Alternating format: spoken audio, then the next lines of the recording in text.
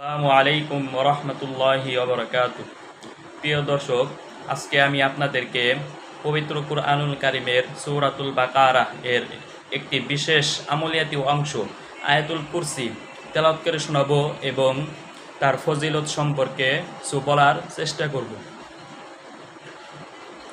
আউযু বিল্লাহি মিনাশ শাইতানির রাজীম।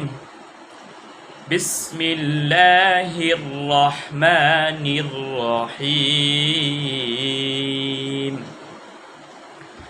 الله لا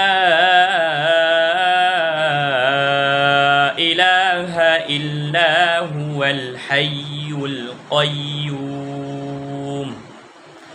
لا تأخذه سنة ولا نوم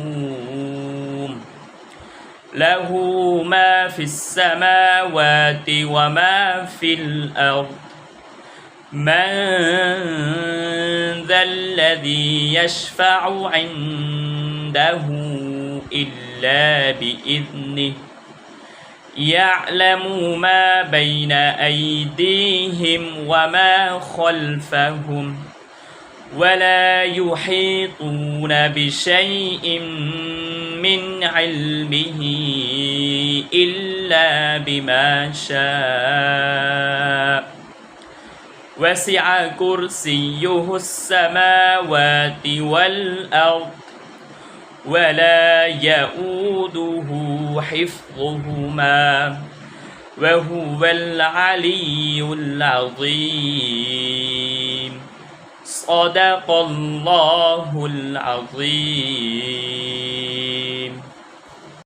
আয়াতুল কুরসি এর ফজিলত। বিশ্বনবী হযরত মুহাম্মদ সাল্লাল্লাহু আলাইহি ওয়াসাল্লাম বলেছেন, যে ব্যক্তি প্রত্যেক ফরজ নামাজের পর আয়াতুল কুরসি পড়ে তার ও জান্নাতের মাঝে শুধু মৃত্যু বাধা হয়ে থাকে। সুতরাং আমরা প্রত্যেক ফরজ নামাজের পর আয়াতুল কুরসি পাঠ করব। আসসালামু আলাইকুম ওয়া রাহমাতুল্লাহ।